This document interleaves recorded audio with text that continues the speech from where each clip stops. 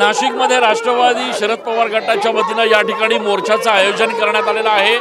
मोठ्या संख्येनं महिला ज्या आहेत त्या या मोर्चात सहभागी झालेल्या आहेत आणि जन आक्रोश मोर्चा असा हा मोर्चा जो आहे तो नाशिकमध्ये आज आयोजित केला जातो आहे।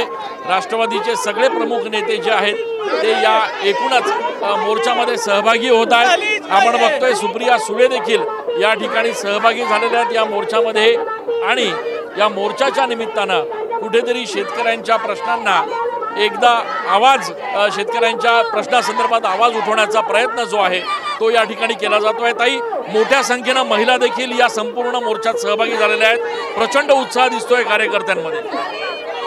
अन्याय तेवढा मोठा आहे, अन्याय थोडा नको। तुम्ही दोघं थांबा, मी बोलवते तुम्ही बसा। सगळे आपलेच लोक। हॅलो, हां, मोठ्या संख्येनं सगळे कार्यकर्ते महिला शेतकरी जमा झालेले आहेत। तुम्ही अस्वस्थताच बघताय। तुम्ही नाशिकमध्ये आहात। आजचा जर तुम्ही वर्तमानपत्र वाचली असतील तर आजच्या वर्तमानपत्रात शेतकरी त्यांच्या शेतीमध्ये काळे झेंडे लावले।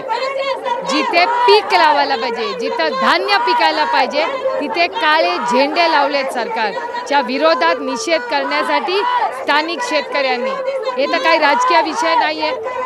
याचा अर्थ की अडचणीत आलेला इथे एकतर भारतात महाराष्ट्रात ओला दुष्काळ जाहीर केला पाहिजे आणि सरसकट कर्जमाफी केली पाहिजे। कांद्याच्या प्रश्नावर शेतकरी अनेक दिवसांपासून प्रश्न आवाज उठवत आहेत, मात्र कुठलाही प्रतिसाद मिळत नाही। नाही, मला प्रश्न विचारायचा आहे, ह्या जिल्ह्यामध्ये सत्तेत असलेले आमदार काय करतायत?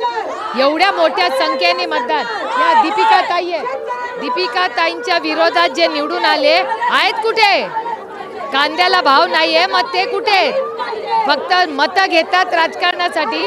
दीपिका ताईंना विचारा काय परिस्थिती आहे, मग निवडून आलेले लोकप्रतिनिधी कुठे आहेत सगळे? सरसकट कर्जमाफीचा प्रश्न अजूनही प्रलंबित आहे। सरसकट कर्जमाफी देऊ असं माननीय मुख्यमंत्री म्हणले होते, त्यांनी शब्दाला जागावं।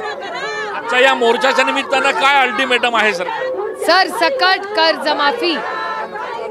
आपण बघतोय की सगळे नेते जे आहेत ते या ठिकाणी उपस्थित आहेत। मोठ्या संख्येनं महिला कार्यकर्त्या या ठिकाणी सहभागी झालेल्या आहेत। यासोबतच शेतकरी देखील मोठ्या संख्येनं या एकूणच मोर्चात सहभागी झालेले आहेत। कॅमेरा पर्सन आकाश येवलेसह मी चंदन पूजा अधिकारी, TV9 मराठी।